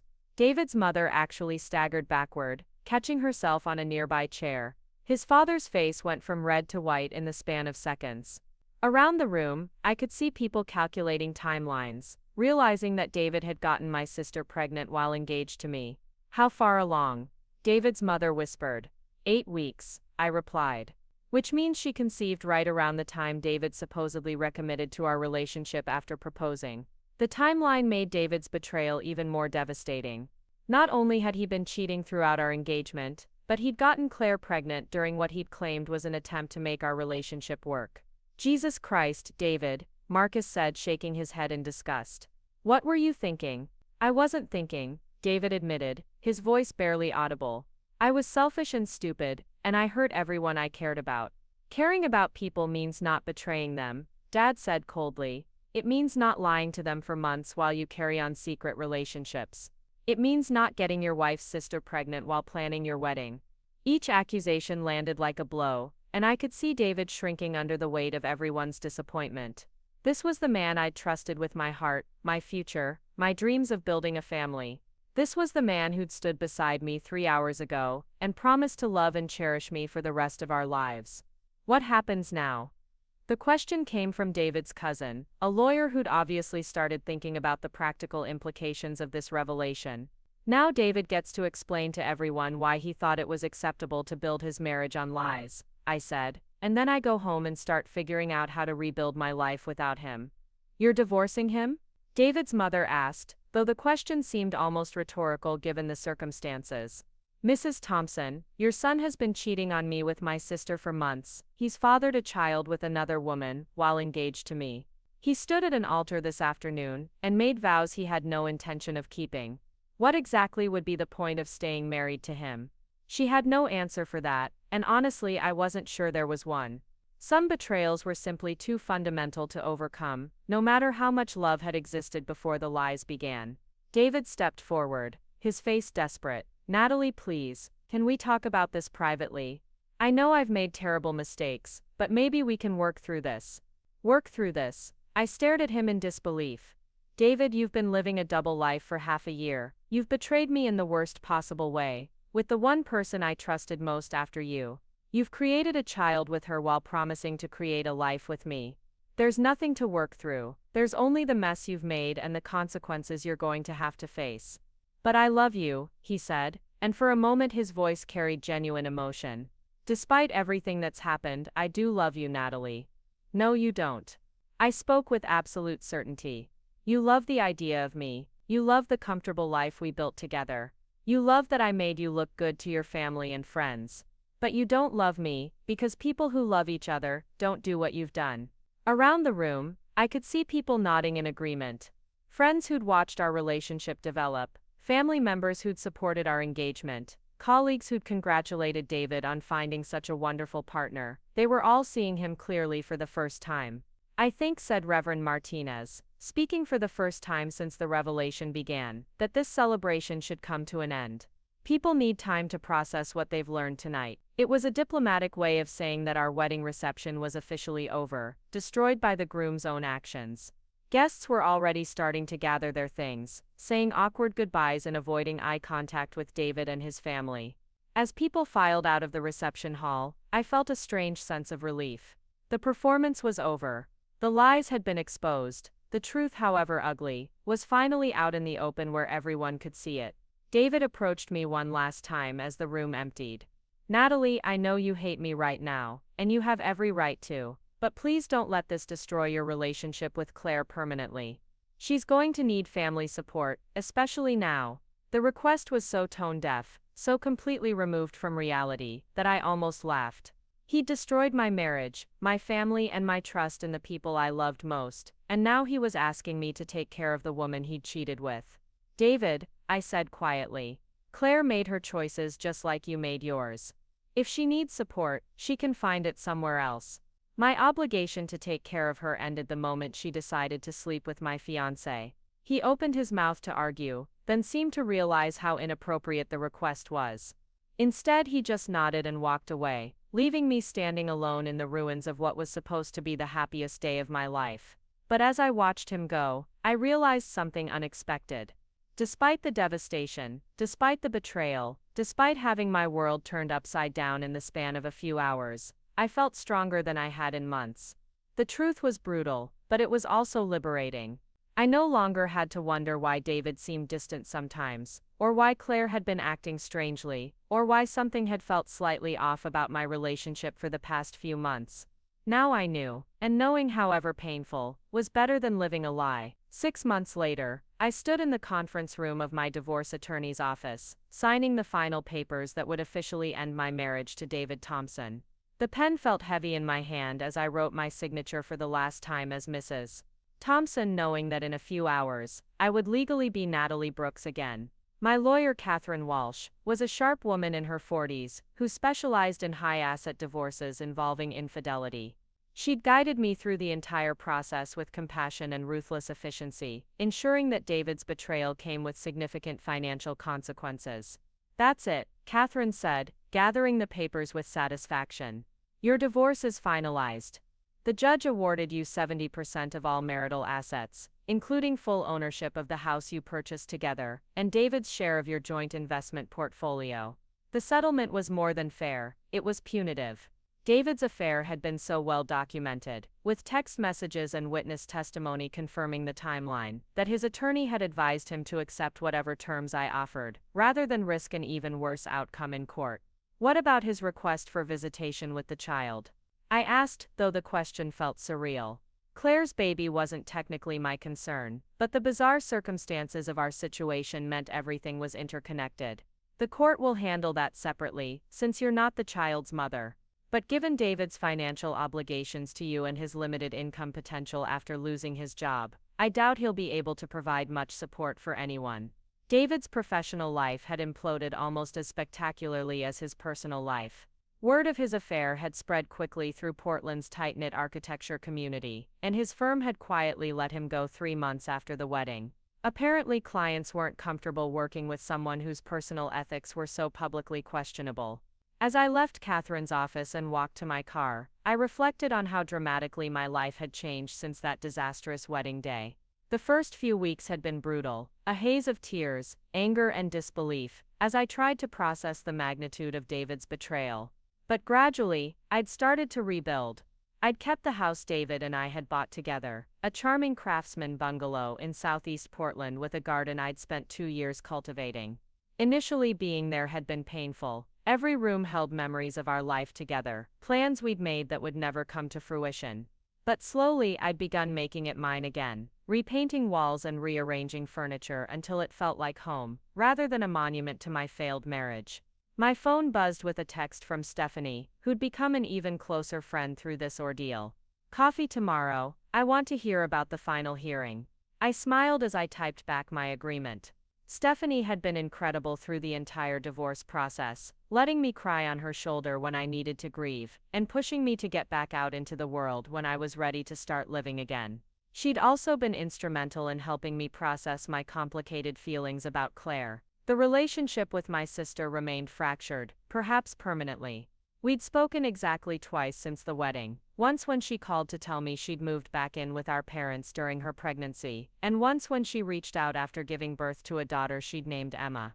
Both conversations had been stilted and awkward, full of things we couldn't say and forgiveness that neither of us was ready to offer or receive. Mom had tried repeatedly to mediate between us, arguing that family was more important than pride, and that baby Emma deserved to know her aunt. But I wasn't ready to pretend that Claire's betrayal could be overlooked for the sake of family harmony. Some wounds needed time to heal, and some relationships needed to be rebuilt from the ground up rather than patched together with good intentions. Dad understood my position better than Mom did. He'd been furious with Claire for months, barely speaking to her even though she was living under his roof. The baby had softened him somewhat. He was thoroughly smitten with his granddaughter, but he still struggled to reconcile the daughter he'd raised with the woman who'd betrayed her sister so completely. As for David, I'd seen him exactly once since the divorce proceedings began. We'd run into each other at a coffee shop in Southeast Portland 3 months ago, an encounter so awkward and painful that I'd changed my entire morning routine to avoid repeating it. He'd looked terrible, thinner, older, with a defeated expression that suggested he was finally grasping the full scope of what he'd lost. He'd tried to apologize again, stumbling through a speech about regret and poor choices, and wishing he could undo everything. I'd listened politely, then told him that his apologies weren't for my benefit, they were for his own peace of mind, and I wasn't interested in providing him with absolution. The encounter had reinforced my decision to move forward rather than looking backward. David was no longer my problem to solve or my relationship to repair. He'd made his choices, and now he had to live with the consequences. Those consequences, from what I'd heard through mutual friends, were significant. He was struggling financially, living in a small apartment and working as a freelance draftsman while he tried to rebuild his professional reputation. His relationship with Claire had imploded within weeks of Emma's birth. Apparently, the reality of co-parenting with someone who'd helped him destroy his marriage was quite different from the fantasy they'd built during their affair. Claire had discovered, as I'd predicted, that David's commitment to her had always been contingent on convenience. When being with her required real sacrifice, public humiliation, financial hardship, social ostracism, he'd proven to be far less devoted than his passionate declarations had suggested. But while David and Claire were both dealing with the wreckage of their choices, I'd been rebuilding. Not just my living situation and my legal status, but my entire sense of self. The woman who'd walked down the aisle 6 months ago, believing in fairy tale endings, had been naive in ways I was only now beginning to understand. I'd spent my entire adult life defining myself in relation to other people, as David's girlfriend, then fiancé, then wife, as Claire's sister, as my parents' daughter. The divorce had forced me to figure out who Natalie Brooks was when she wasn't playing a supporting role in someone else's story. The answer, it turned out, was someone stronger and more independent than I'd given myself credit for. I'd gone back to school part-time to finish the graphic design degree I'd abandoned when David and I got serious. I'd started freelancing for local businesses, building a portfolio and a client base that was entirely my own. I'd traveled a solo trip to Italy that had been terrifying and liberating in equal measure. Most importantly, I'd learned to be alone without being lonely.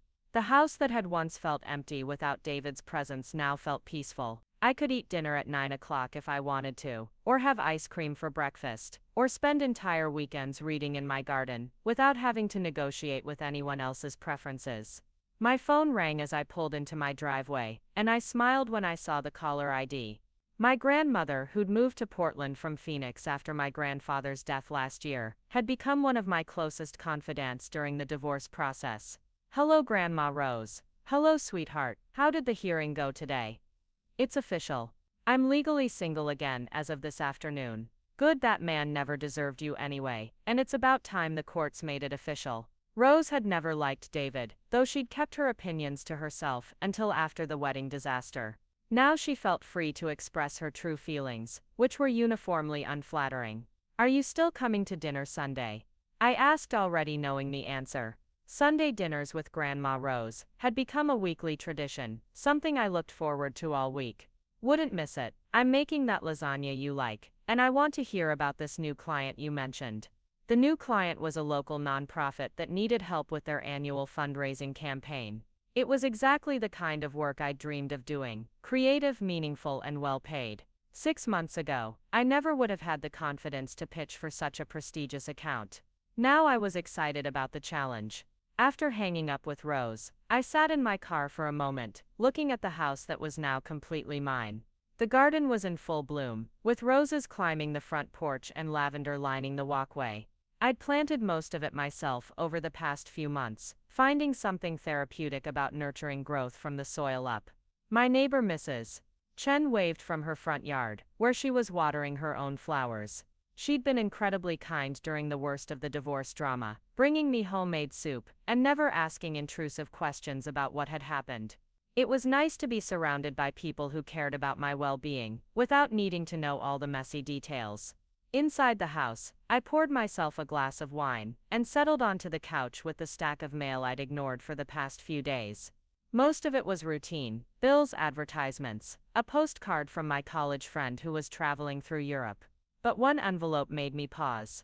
The return address was Claire's handwriting, though she was still living at our parents' house. I stared at the envelope for several minutes, debating whether to open it. Our last conversation had ended badly, with Claire accusing me of being cold and unforgiving, while I'd accused her of expecting forgiveness she hadn't earned. Finally, I opened the envelope. Inside was a single photograph, a professional portrait of baby Emma, now 4 months old. She was a beautiful baby with dark hair and eyes that looked remarkably like David's. On the back, Claire had written a brief note. I know you're not ready to see me, and I understand why, but I thought you might want to know what Emma looks like. She's a good baby, very calm and sweet. Mom says she has your smile, though I think that might be wishful thinking on her part. I'm sorry for everything I took from you. I know saying it doesn't fix anything, but I needed you to know that I understand what I destroyed. Love, Claire. I studied the photograph for a long time, this tiny person who was technically my niece, but felt like a stranger. Emma was innocent in all of this, a child who would grow up dealing with the consequences of choices she'd had no part in making. Her father was a man who'd proven himself incapable of commitment, and her mother was a woman who'd betrayed her own sister for the chance to be with him. But she was also family, connected to me by blood and history, in ways that couldn't be undone by anger or disappointment. Someday, maybe years from now, I might be ready to be part of her life.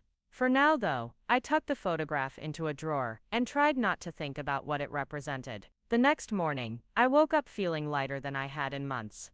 The legal end of my marriage meant I could finally stop looking backward and focus entirely on moving forward. I had coffee in my garden, reviewing notes for my meeting with the nonprofit client, and felt genuinely excited about the day ahead. My phone buzzed with a text from an unknown number. When I opened it, my blood ran cold. Natalie, this is David. I know you don't want to hear from me, but I need you to know that I've been in therapy since the divorce started. I'm finally understanding how much damage I caused, not just to you but to everyone. I'm not asking for forgiveness, just for you to know that I'm working to become someone better than the man who hurt you so badly. I read the message 3 times before deleting it without responding. David's journey toward becoming a better person was admirable, I supposed, but it wasn't my responsibility to acknowledge or validate his progress. He'd had numerous opportunities to be better during our relationship, and he'd chosen deception every time. The fact that he was reaching out now, on the day my divorce was finalized, suggested he was still more concerned with his own emotional needs than with respecting my boundaries. A truly repentant person would have left me alone to heal in peace, rather than seeking reassurance about his growth. But his message did remind me of something important. I needed to change my phone number. Not because I was afraid of David, but because I wanted to close every possible avenue for the past to intrude on the future I was building. At my meeting with the nonprofit client later that morning, I presented a campaign concept I'd been developing for weeks. The organization provided job training and placement services for people rebuilding their lives after major setbacks, addiction, incarceration, domestic violence, homelessness. Their mission resonated with me in ways I couldn't have anticipated 6 months ago. "We love the direction you're taking this," said Maria Santos, the executive director. "The theme of transformation and second chances really captures what we're trying to accomplish." As we discussed timelines and budgets, I realized that my own experience of starting over had informed every aspect of the campaign. I understood, in a way I never had before, what it felt like to have your life completely upended, and to face the choice between despair and determination. "When can you start?" Maria asked as we wrapped up the meeting. "Immediately," I replied without hesitation. "I'm ready to dive in." Walking back to my car, I felt a sense of purpose I hadn't experienced in years. Not the giddy excitement of new romance, or the anticipated satisfaction of a perfect wedding day, but something deeper and more sustainable. The quiet confidence of knowing I could handle whatever challenges life threw at me. My phone rang as I was driving home, and I smiled when I saw Mom's name on the display. Our relationship had been strained during the worst of the family drama, but we'd gradually found our way back to each other. "Hi, Mom." "Hello, sweetheart. Dad and I were wondering if you'd like to come to dinner tonight. Just the three of us. Claire is taking Emma to her pediatrician appointment." The careful way Mom mentioned Claire's absence told me everything I needed to know about how our family dinners had been structured for the past few months. Everyone was still walking on eggshells, trying to navigate relationships that had been fundamentally altered by the events of my wedding day. "I'd love to," I said honestly. "Should I bring anything?" "Just yourself. Dad's been wanting to hear about your new business ventures, and I made that coconut cake you used to love when you were little." The mention of coconut cake brought back a flood of childhood memories, birthday parties and Sunday dinners, and all the ordinary moments that had made our family feel solid and unshakable. Those foundations had been tested over the past few months, but they'd proven stronger than any of us had expected. That evening, sitting around my parents' kitchen table, I felt something I hadn't experienced since before the wedding, a sense of belonging that wasn't dependent on romantic relationships or perfect family harmony. My parents had made mistakes in how they'd handled the situation with Claire, just as I'd made mistakes in how I'd responded to their attempts at peacemaking. But we were family, and that meant something even when everything else fell apart. "We're proud of you," Dad said as Mom served cake. "For how you've handled everything.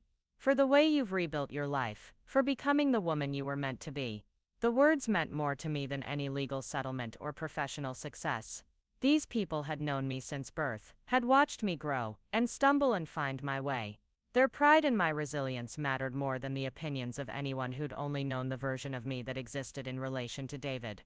As I drove home that night, I thought about the woman I'd been 6 months ago, so focused on creating the perfect wedding day, that I'd missed the signs that my relationship was built on lies. That woman had believed that happiness came from external validation, from achieving milestones that looked impressive to other people. The woman I was now understood that real happiness came from internal strength, from building a life that was authentic rather than performative. I still wanted love, companionship, maybe even marriage and children someday. But I wanted those things as additions to a life that was already complete, not as solutions to problems I couldn't solve alone. My house was dark and quiet when I pulled into the driveway, but it didn't feel empty. It felt like home, mine alone, earned through struggle and paid for with hard-won wisdom. Inside, I poured myself a glass of wine and stepped onto the back porch to look at my garden. The roses were still blooming, despite the approaching autumn, their petals soft and fragrant in the evening air. I'd planted them in the immediate aftermath of the divorce, when I'd needed something beautiful to focus on besides my broken marriage. Now they were thriving, proof that destruction could be followed by growth, if you were patient enough to tend the soil. My neighbor's cat, a friendly orange tabby named Mango, appeared at the garden gate and meowed for attention. I'd been feeding him occasionally over the past few months, and he'd adopted me as his second favorite human after Mrs. Chen. "Hello, Mango," I said, opening the gate to let him into the garden. "How was your day?" He rubbed against my legs and purred, apparently satisfied with the level of attention he was receiving. There was something comforting about his simple presence, his uncomplicated affection, that asked for nothing more than food and petting in return. As I sat on the porch steps with Mango curled up beside me, I reflected on how different this evening was from what I'd imagined my life would look like 6 months after my wedding. I'd expected to be settling into married life, maybe discussing plans for starting a family, certainly not sitting alone in a garden I'd planted as therapy for surviving betrayal. But this reality was better than that fantasy in ways I was still discovering. I was stronger, more independent, more certain of my own worth than I'd ever been when my happiness depended on someone else's choices. I'd learned that I could survive, having my heart broken and my trust shattered. I'd learned that I could build a life that was entirely my own and find it satisfying in ways I'd never expected. Most importantly, I'd learned that some endings were actually beginnings in disguise. My phone buzzed with a text from Stephanie. "How are you feeling tonight? First day of officially being single again." I typed back quickly. Peaceful, ready for whatever comes next. And I was, ready for new clients and new challenges, for travel and adventure, for friendships that weren't complicated by family drama or romantic entanglements, ready to fall in love again someday, but only with someone who understood that honesty wasn't optional, and that trust, once broken, had to be rebuilt from the ground up.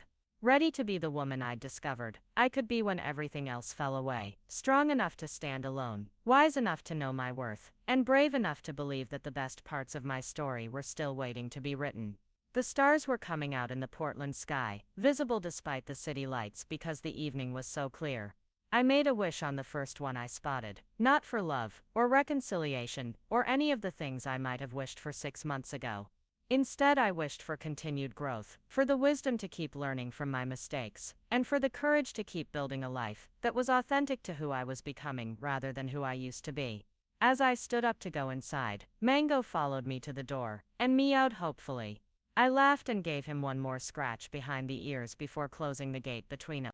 "Good night, Mango. See you tomorrow." Tomorrow would bring new challenges and new opportunities, just as every day had since I'd started over. But tonight was perfect exactly as it was, quiet, peaceful, and entirely mine. Up next, you've got 2 more standout stories right on your screen. If this one hit the mark, you won't want to pass these up, just click and check them out.